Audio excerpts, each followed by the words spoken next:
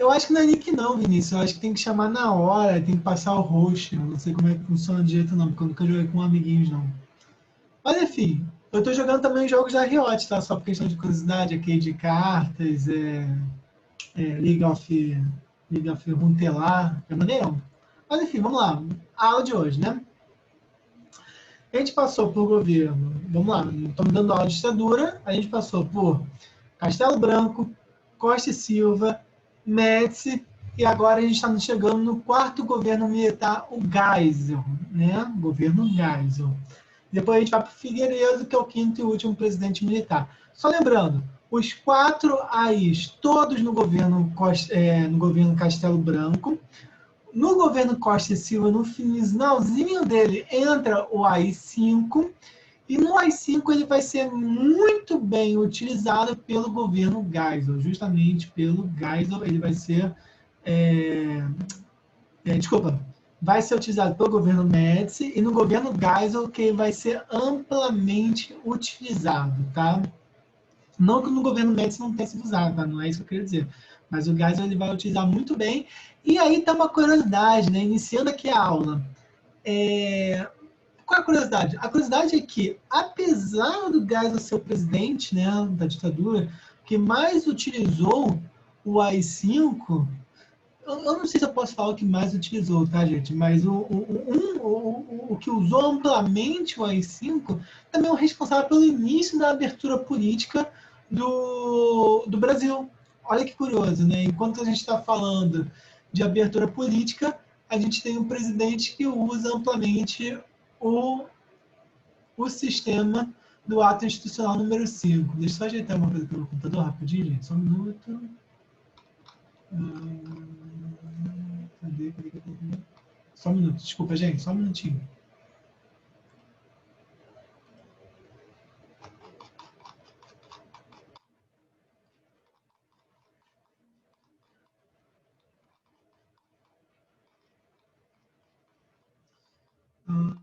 Cadê? Aqui, pronto. Não, ainda não.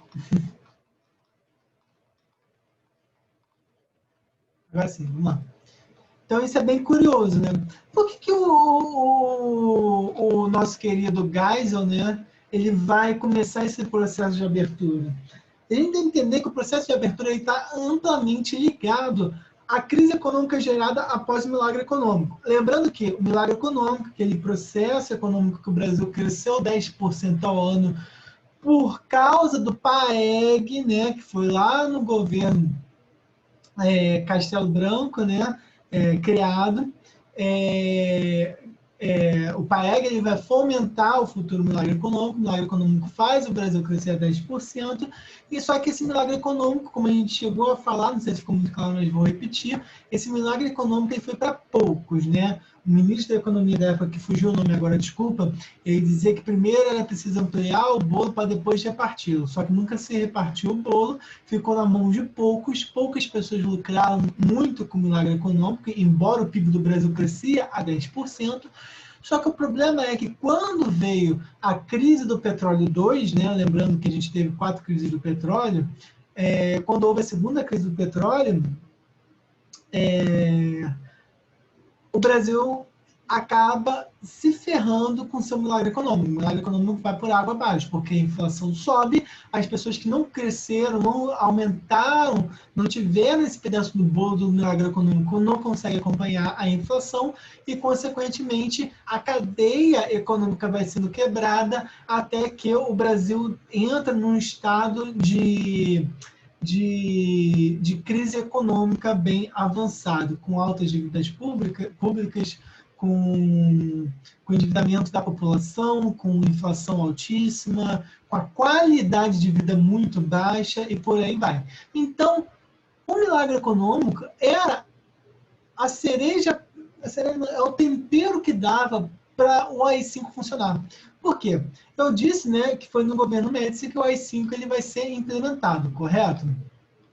Beleza.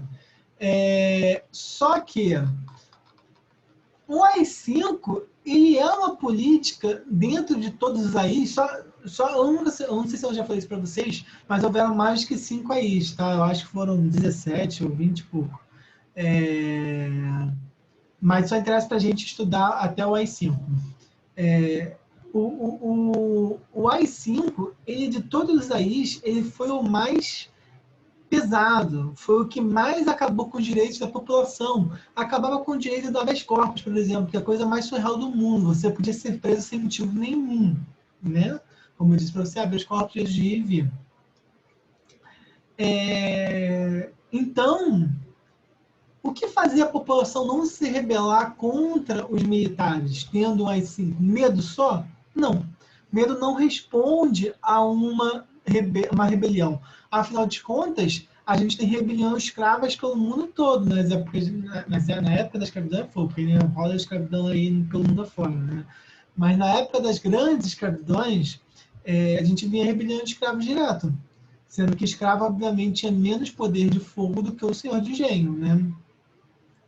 Então, o que faz as pessoas não se rebelarem? Justamente um milagre econômico. Eu tive um professor de história no meu ensino médio que ele falava justamente isso. Você tira o pão do povo, a comida, que aí sim ele vai se rebelar. Então, enquanto a população tinha comida em casa, tinha dinheiro, o milagre econômico acabou correndo, beleza, passa aí o AI-5, mete a porrada aí no maconheiro e por aí vai, foda-se. Mas quando o AI-5 sofre a crise, com a crise do petróleo, aí o gás começa a sofrer pressão da população, que não está mais satisfeita justamente porque o AI-5 é ridículo e agora não tem a questão econômica para sustentar ele. Então o Geisel ele estipula a famosa abertura lenta, gradual e segura. Gradual, lento e segura, aí tanto faz, tá? Depende do autor. Qual é a ideia aqui, gente?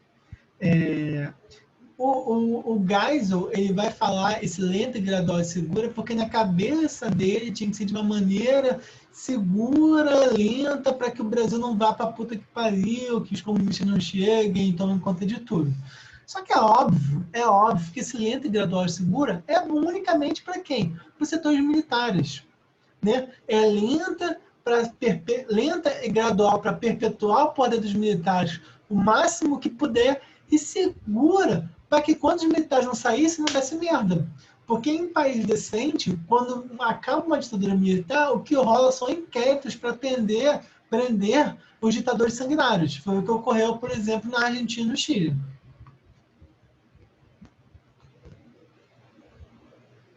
Beleza? Qualquer dúvida, bota aí no chat, tá? Eu tô olhando aqui o chat direto também. Vamos lá. Durante esse governo lento, gradual e seguro do Geisel, ele também abriu a possibilidade de você ter de novo partidos políticos dentro do Brasil. Mas, desculpa, eu falei uma merda muito grande. Abriu a possibilidade de ter votos para a Câmara dos Deputados e votos municipais, né? Lembra que os votos municipais não eram diretos mais, né? Você votava para um colégio eleitoral e esse colégio eleitoral votava para os municípios. Tudo isso foi gerado lá naquele problema que houve quando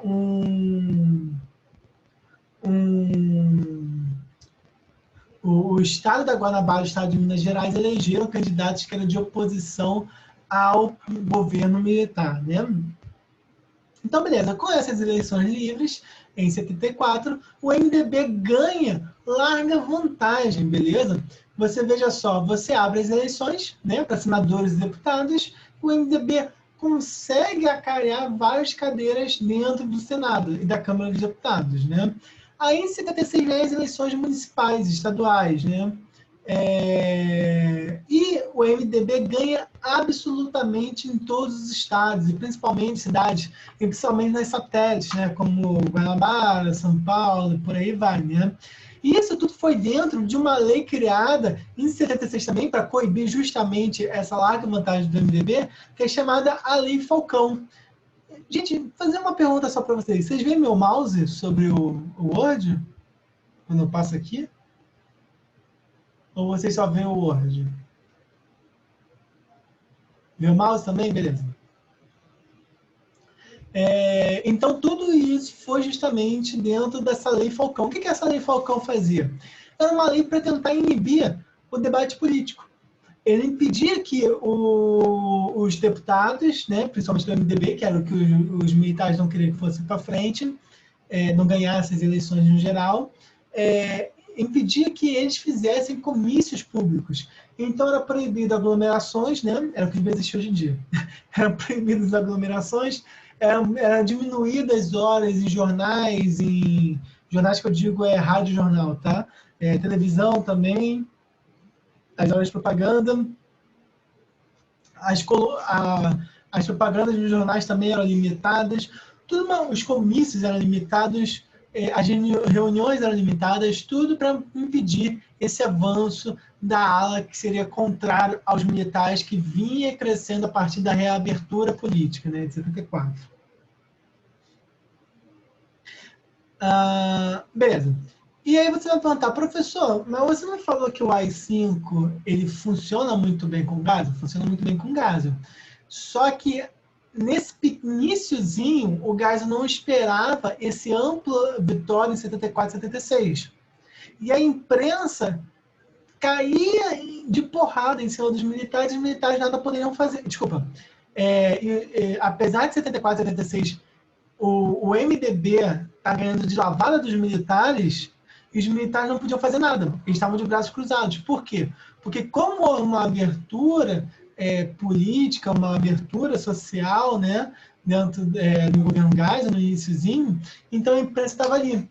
Então, se fizesse alguma merda, os militares, se prendessem e matassem alguém, a imprensa ia chegar lá e ia jogar no noticiário. É o que ocorre, por exemplo, com o jornalista Vladimir Herzog, né, que vai ser morto e a imprensa vai esculachar os militares, né? Então, os militares sempre tinham que tomar cuidado nesse momento para não deixar a imprensa saber das coisas. Aí entra um processo, né, que é um braço do AI-5, que é a repressão clandestina.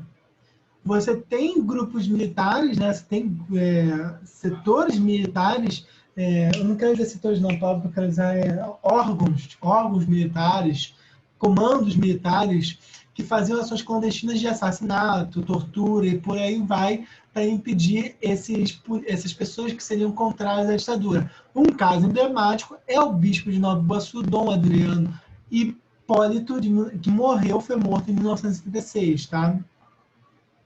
Aí você vai falar, professor, a Igreja Católica? Pois é. A Igreja Católica, o alto comando da Igreja Católica apoiou o golpe militar, né? Não vamos passar pano, pelo amor de Deus. A Igreja Católica foi uma das grandes apoiadoras do golpe militar em 64. Só que, com o passar dos anos, muitos bispos, muitas lideranças, eles foram se posicionando contra a ditadura. Pelo menos abriram os olhos antes de continuarem fazendo merda, né? É mais ou menos o que é hoje em dia, né? A gente tem alguns padres loucos aí que apoiam vou nem falar para o atual governo, mas existem os padres loucos aí que gostam de tirar foto com arma, né? Isso é a coisa mais surreal que eu já vi na minha vida, mas a igreja, no geral, é contra armas, né, gente? As lideranças, a Conferência Nacional de Bispos Brasileiros, na CNBB também, e por aí vai. Beleza. Então, acontece, voltando aqui, se os militares ganharam, desculpa, se a oposição, o MDB, ganhou em 74, 76, gente, só para deixar bem claro, né, vou fazer um parênteses aqui, MDB é todo mundo que é oposição. Você imagina que no MDB, por exemplo, um PSDB, um PT, um PDT e, sei lá, deixa eu ver um outro exemplo aqui de direita, um Novo da vida, todo mundo junto contra a ditadura, tá? Então, todo mundo junto ali, muito louco. Tanto é que a Frente Ampla, né, que foi a frente de oposição à ditadura, que junta três grandes políticos, a gente tem políticos totalmente nada a ver um com o outro, que é o JK, o Jango e o Lacerda. Olha que louco. O JK queria derrubar o Jango, o Lacerda queria derrubar o Jango, o Lacerda já quis derrubar o JK, o JK não gostava do Jango, mas eles estavam unidos contra a ditadura porque era uma loucura, né? Isso aí. Foi só um parênteses aqui, tá? Mas voltando aqui. Já que os militares não conseguiam parar esse avanço da oposição do MDB, o que eles fazem? Em 77, eles lançam o pacote de abril, beleza? Só que esse pacote de abril não foi aceito, e eu vou explicar, tá, gente? Calma aí.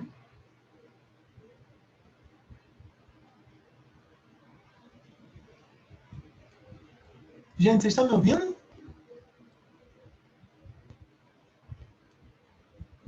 Vocês estão me ouvindo? Que engraçado, apareceu... Alguém tentou entrar com a conta do pré durante eu estando na aula. Aí apareceu aqui que eu estou sendo desconectado. Mas vocês estão me ouvindo, né, gente? Todo mundo me ouvindo aí? Só confirmando.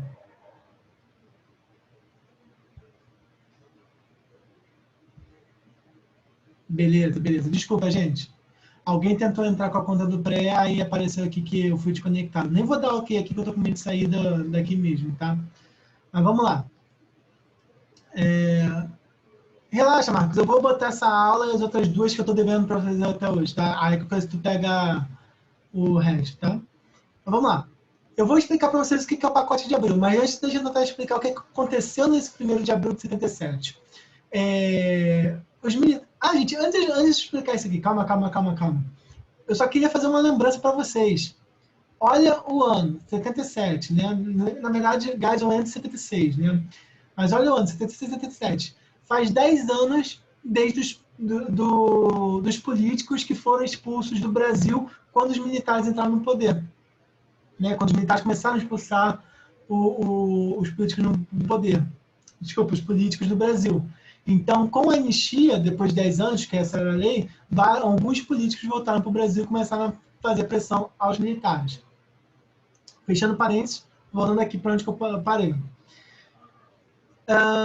Beleza, os militares tentam passar o pacote de abril, só que o Congresso não aceita. Aí o que os militares fazem? Fecham o Congresso, beleza? E aí sim, um Congresso fechado, utilizando o AI-5, né, para fechar o Congresso, eles lançam o pacote de abril, que fazia uma grande reformulação no judiciário brasileiro, além de umas questõezinhas muito interessantes para os militares que estavam sofrendo baixas no campo político. Vamos lá. Alguma dessas medidas, né? E essa aqui é a mais importante, tá, gente? É essa aqui que vocês têm que gravar. 1/3 dos senadores seriam indicados da presidência da República. São chamados senadores biônicos. O que eram os senadores biônicos? É assim, eu estou perdendo para o MDB? Beleza. Então, 1/3 do total sou eu que vou indicar diretamente. Beleza? Expansão do mandato presidencial de 5 para 6 anos. É óbvio, né, gente? Aqui é a ideia de você manter o presidente lento, né? O lento, gradual e seguro. Só observando, lembrando a vocês que eu já falei para vocês, a reeleição só vai acontecer com o FHC. O Fernando Henrique vai criar a possibilidade de reeleição, né? Manutenção das eleições indiretas para prefeitos, governadores e presidente da República, ou seja, voltou atrás aqui, né? O quórum para aprovação de emendas da Constituição passou de 2/3 para a maioria absoluta. O aumento da representatividade dos estados menores do Congresso Nacional, sobretudo no Norte e Nordeste, onde a arena era predominante. Ou seja, o pacote de abril é uma ideia dos militares continuarem no poder de maneira tranquila por mais tempo. Tá? Política externa. Política externa é uma coisa muito curiosa aqui. Se vocês lembrarem as minhas aulas passadas, o Brasil ele teve momentos... Eu acho que a gente pode falar que até o governo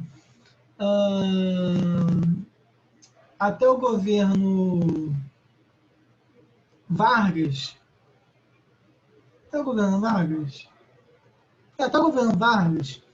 a gente tem um Brasil meio que buscando uma independência na política externa. Aí do Vargas, a gente vai ter o Dutra.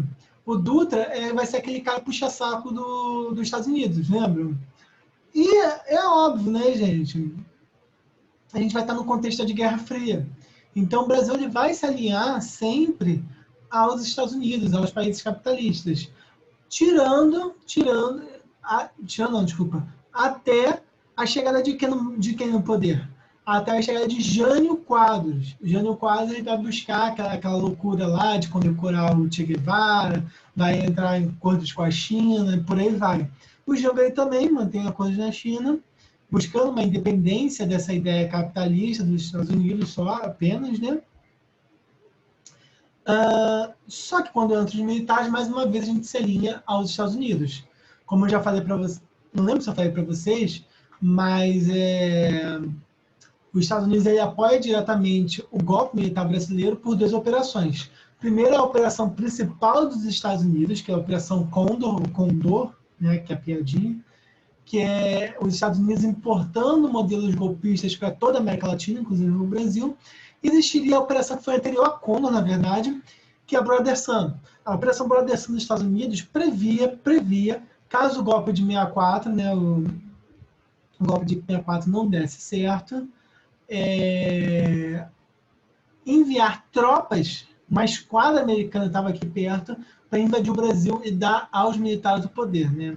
Então, os Estados Unidos, durante a ditadura militar, foi uma grande aliada do Brasil, e o Brasil era paga-pau dos Estados Unidos, beleza? Só que o Geisel mudou, e mudou de uma maneira muito louca, beleza? Ele chamava de pragmatismo responsável e ecumênico. Agora, o que ele queria dizer com isso, eu realmente não sei explicar, desculpa. Mas o que era esse pragmatismo responsável ecumênico, né? Ele começa a alinhar-se com os países árabes. Olha que louco, né? Que é totalmente contrário à ideia dos Estados Unidos. Os Estados Unidos é aliado de Israel, né? Então você começa a apoiar os árabes e começa a dar voto anti-sionistas. Anti-sionistas, para quem não sabe, anti-judeus ou anti-israelitas, né, no caso. Na ONU, beleza? Olha que curioso. Essa aproximação do Brasil com os países árabes fez ter um escritório da OLP, Organização Livre do Petróleo, né, em Brasília. Olha que curioso, né? A OLP, para quem não sabe, é uma organização do petróleo, como eu disse, mas de países árabes, beleza? Isso tudo para quê? Para você ter uma possibilidade de exportação de produtos primários em troca de petróleo, beleza? Lembrando que o Brasil acabou de passar de uma crise... O Brasil não, o mundo acabou de passar por uma crise de petróleo. Então, o governo militar queria garantir o petróleo aqui no Brasil. E o Brasil necessitava muito de petróleo. Tá? A Petrobras ainda não conseguia... Até hoje, na verdade, a Petrobras ela não consegue... Ela extrai o petróleo, mas a gente não tem refinaria suficiente. Tem um bagulho assim, desculpa, gente, eu não vou saber. Pergunta pro Robson Leite. O Robson Leite vai saber explicar isso melhor, que ele é funcionário, ex-funcionário da Petrobras. Beleza. Aí, sobre a forma de joint ventures, beleza? Para prospecção no Oriente Médio, para Baspetro. Qual é a ideia aqui? É o Brasil aumentar a sua capacidade de petróleo, de tecnologia de petróleo na Braspetro, beleza? Em contrapartida, o Brasil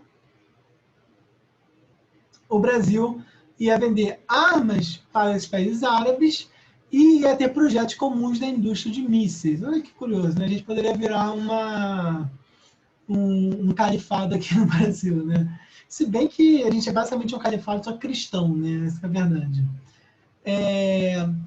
O Brasil ainda... Isso é bem legal, né? Porque acontece...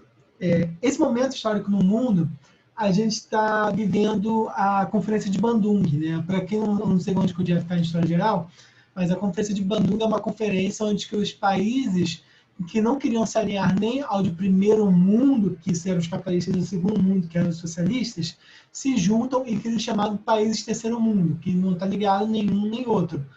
Mas hoje em dia a gente chama país de terceiro mundo de uma maneira debochada, né?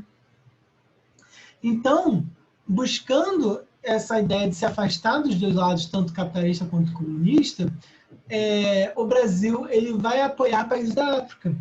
E alguns países da África, como por exemplo Angola, acabaram de sofrer revoluções, né? Por exemplo, com esse MPLA, é um grupo de esquerda, um grupo guerrilheiro de esquerda que acabou de sofrer uma revolução na Angola, socialista, e transformou a Angola em socialista. Olha que curioso, um governo militar brasileiro que era contrário que iniciou o golpe 64 contra o comunismo, agora está fazendo comércio com a Angola, que é socialista. Mas beleza. Também manteve relações econômicas com Moçambique e outros países do sul da África e também com países socialistas, inclusive a China, né? Já falei da Angola e a China. Olha que curioso. Enfim, né? A história do Brasil é muito louca.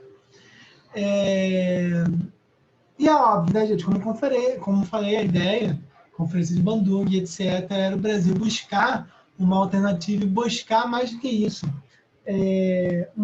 Buscar mostrar-se um país soberano externamente. Então, assim, para não dizer que os militares foram totalmente ruins, é óbvio que tiveram coisas boas, mas não compensa todo o horror que foi o governo militar, né? Mas, por exemplo, na questão externa brasileira, o governo Geisel foi excelente. A questão externa é excelente. Mas, foda-se, beleza? Porque o que importa é o que estava acontecendo aqui. Vamos lá. Crise na economia, né? Antes de a gente falar da crise da economia, vamos falar sobre a tentativa do governo Geisel de recuperar a economia após o fim do milagre econômico, né? Essa maneira foi tentando lançar o segundo PND, beleza? O que era o segundo PND, né? Programa Nacional de Desenvolvimento, tá? Foi lançado lá o primeiro no governo... eu fui no Castelo Branco no Costa Silva, tá, gente? Desculpa, agora fugiu agora qual foi. Mas qual era o segundo PNDB? Expansão das indústrias de bens de produção. O que é uma indústria de bens de produção? São indústrias que vão produzir bens para construir fábricas, para construir produções. O que é isso, gente? São obras, são setores de mineração, por exemplo. Então, a gente vai aumentar aqui a exploração do minério de ferro na Serra dos Carajás, a extração de bauxita por meio de Albras e da Alunorte, Albras, tá? E de energia na construção de pontes, usinas hidrelétricas como Itaipu, Tucuruí e Sobradinho. Gente, aqui é só uma curiosidade, tá? Isso tudo aqui tem documentários muito interessantes, inclusive a Serra dos Carajás, do assassinato de indígenas feito durante a ditadura. Só que não teve uma cobertura muito grande da imprensa, que apesar da imprensa estar livre nesse momento, ela está livre nesse momento. Então não pode se falar tudo, e foi lá no norte do país, então é mais difícil ainda, né? Mas existe um documentário muito interessante falando sobre isso. Tá aqui no Google aí, tá? Que você vai achar tranquilamente. Foi uma grande chacina indígena, porque, obviamente, eles tinham que expulsar os indígenas daquela terra para poder extrair o minério de ferro. Beleza, continuando. Aí sim, aí vamos começar a entrar agora na questão da crise econômica. Para tentar reverter a situação de inflação, o Brasil praticava bastante austeridade. O que é austeridade? É você segurar as contas públicas, só que a situação econômica da população mais pobre estava muito ruim. Com o programa de austeridade, a população pobre não conseguia auxílios do governo para conseguir sustentar. E tudo vai piorar com a situação dos pobres, porque, como eu estava falando, porque os salários estavam congelados, o custo de vida estava altíssimo, né, por causa da austeridade do governo, e tudo vai piorar com a crise do petróleo 3 que vai vir, né? Então, o Brasil ele vai sentir menos do que a crise 2, por causa dos acordos com os árabes, mas vai sentir esse aumento do preço das coisas, deixando o custo de vida mais caro, beleza? Tudo isso vai levar, em 78, a maior greve que já houve no Brasil, a greve dos metalúrgicos no ABC Paulista. Quem é que estava nessa greve? Gente, quem era o grande líder nessa greve? Papai Lula, né? Lula nasce justamente aqui no ABC Paulista, nessas greves dos metalúrgicos, né? Foi, sem sombra de dúvida, a maior greve que já houve no Brasil. E, consequentemente, eles conseguiram pressionar o governo militar, e o governo militar, em 78, não por acaso, acaba com o AI-5, por causa da pressão do setor civil no total, mas muito por causa da greve do ABC Paulista. Imagine você parar a metalurgia do Brasil no momento onde você está investindo justamente na indústria de base no segundo PND. Então, respeito o cachaceiro, que ele é muito importante para a história desse país. Por mais todos os problemas que tenham, tá, gente? Não passo por não. Mas ainda assim, muito importante para a história do país. Melhor momento econômico do Brasil, o presidente do governo dele, luta contra a ditadura e por aí vai. Beleza, agora acabando a aula aqui, né? Se a gente está falando numa questão de crise, né? É óbvio que a gente tem que pensar que o governo militar está cada vez mais caminhando para o seu fim. Então começa a ter um embate aqui entre qual postura os militares vão tomar. A linha dura queria voltar ao poder. Só que o Geisel, sendo o militar que era, utilizando muito bem o AI-5 e botando para foder com quem era contrário a ele, o Geisel lança o Figueiredo. João Batista Oliveira Figueiredo, o então chefe do Serviço Nacional de Informação, SNI, já falava para você, tá? A ideia era continuar aquele plano do Geisel, lento, gradual e seguro. Só que a linha dura queria o ministro da Guerra, o general Silvio Frota. Só que o Geisel que falou, quem manda essa porra que sou eu, beleza? Então o que ele faz? Ele afasta o Silvio Frota do poder, beleza? Ele exonera ele, persegue toda a camada dos militares que apoiavam o Silvio Frota e, consequentemente, de uma maneira indireta, por voto indireto, a gente volta a ter uma eleição no Brasil, beleza? Entre o general Figueiredo e Euler Bente Monteiro representando o MDB. Aqui é óbvio que o Figueiredo vai ganhar, por quê? Vocês vão falar, professor, mas não numa abertura, o MDB ganhou? O MDB ganhou, meus queridos, mas lembra o quê? Tinha o quê? O deputado, os militares tinham 1/3 dos deputados, né? O chamado deputado biônico, né? Consequentemente, tendo 1/3 da Câmara, obviamente o Figueiredo ele acaba ganhando as eleições, se tornando o 5º e último presidente militar do Brasil. Beleza, gente? Vocês viram a diferença dessa aula para a última? Eu estou muito melhor. Enfim. Alguma dúvida?